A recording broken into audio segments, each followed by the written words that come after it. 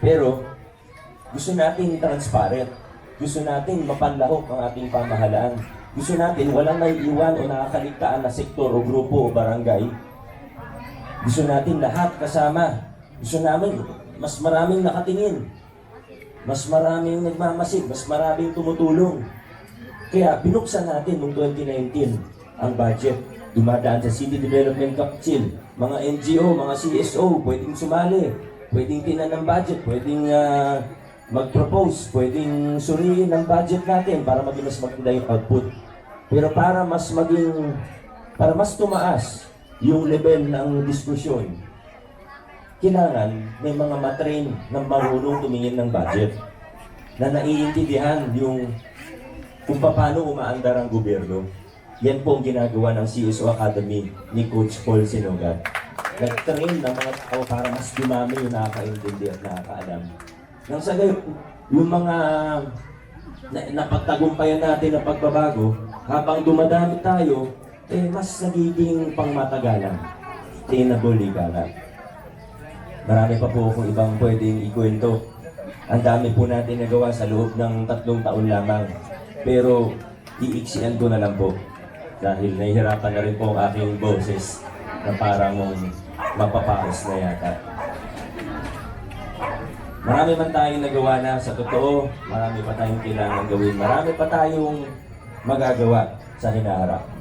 Pero kailangan po natin mga matitibay na kasama. Ang mayor hindi po kaya lahat. Ang mayor ako, mag-isa lang. Kung mag-isa lang ako, matagal na akong sumuko. Kasi mabigat itong ginagawa natin. Pinag-uusapan natin dito, sa pagbabago, paglilinis pa na ng pamahalaan, hindi lang milyong piso pinag-uusapan, bilyon-bilyon. May mga tao na talagang gusto tayong umatras, pabalik doon sa mga lumang kalakaran.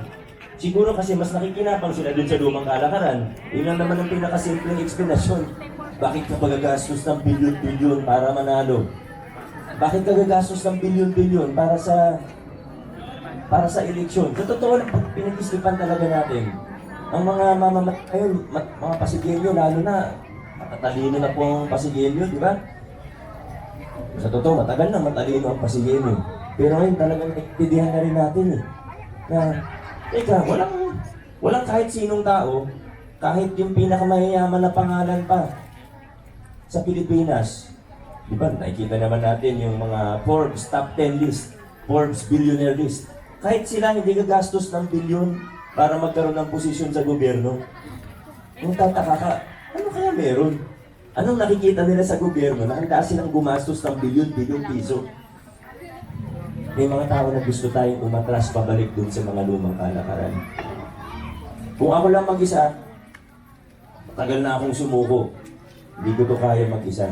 Pero kasama ang buong giting ng Pasig at lalo na kasama ang mamamayang Pasigenyo, nananatiling malakas ang loob natin. Dire-diretso tayo sa lungsod ng Pasig. Kaya mga taga-Pampang, ang tanong ko po sa inyo, ano po ba ang gusto natin? Liliko ba tayo o padiretso tayo?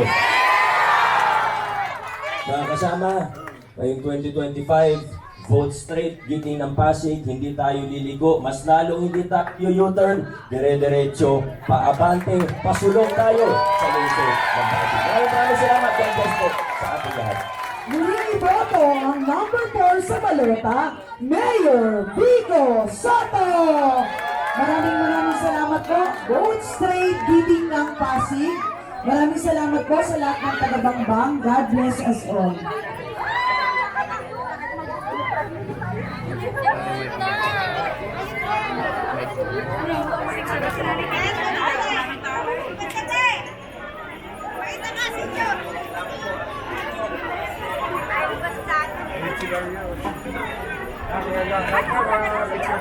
Gagalang ko lahat sa mga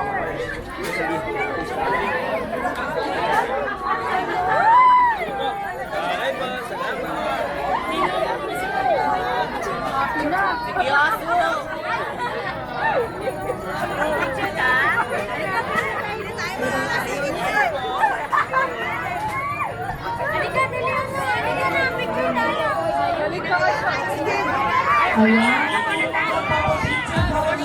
Sa libungin, dito po dadaan ng ating mayor. Pakiabang Abangan na lang po.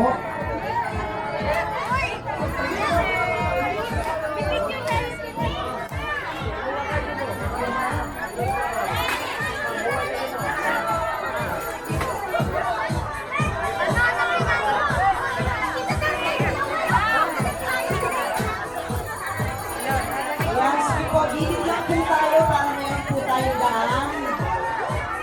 Dito naman po laban ng ating mayor. Kaya makakawag na picture po tayo.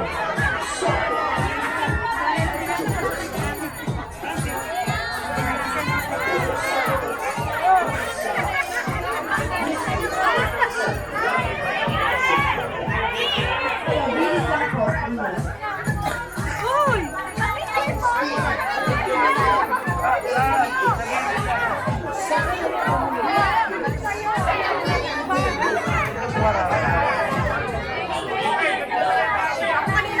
Gilid.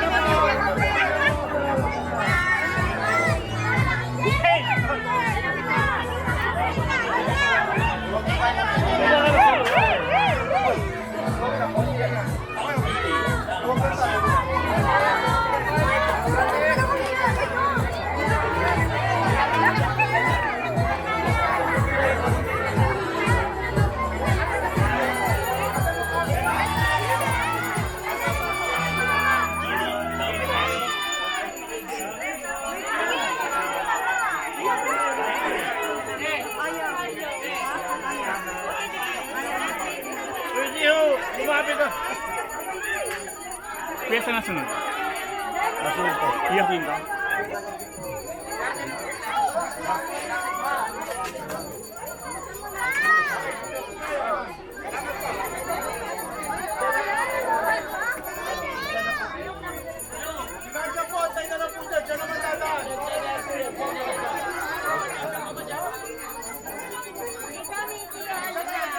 Happy birthday to Helen! Happy birthday to Helen!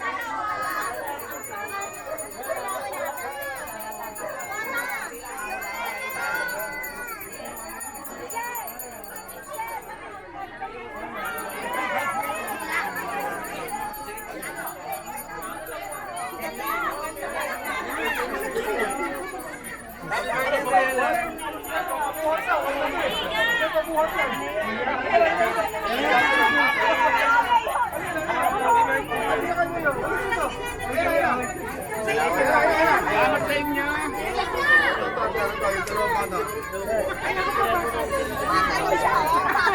Okay, kuya. Dito na tayo. Salamat.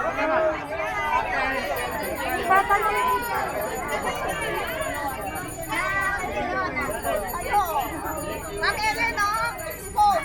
Ma'am daw. Ma'am Ellen tayo! Picture na po, birthday daw po, sir. Birthday greet daw po. Taga rito daw po siya. Ma'am Ellen, kasama ako! May bata, sir, sa kaliwa, sir. Dito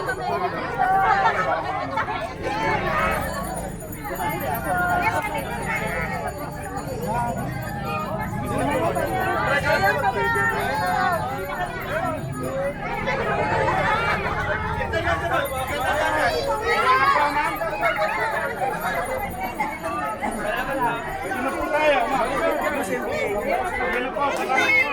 Mayor! Mayor!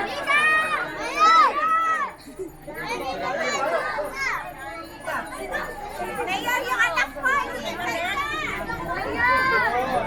Thank you.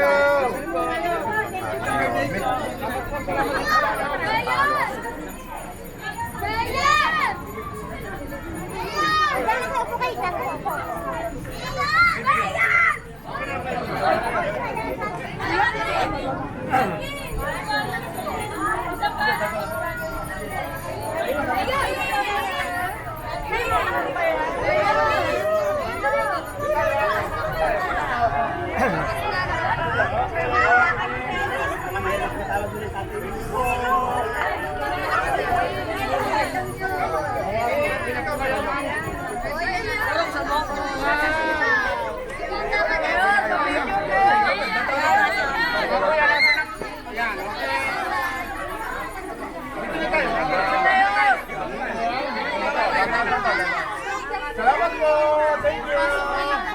Maraming salamat. Okay po, salamat po. Balik po tayo, ate.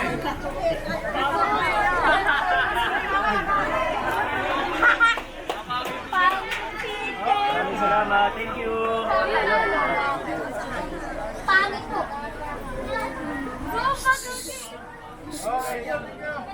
Oh, sige.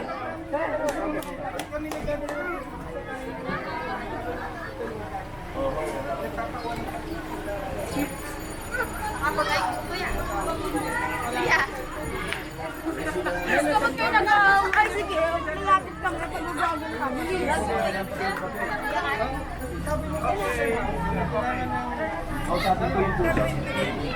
Kabila, ano pa? Salamat po.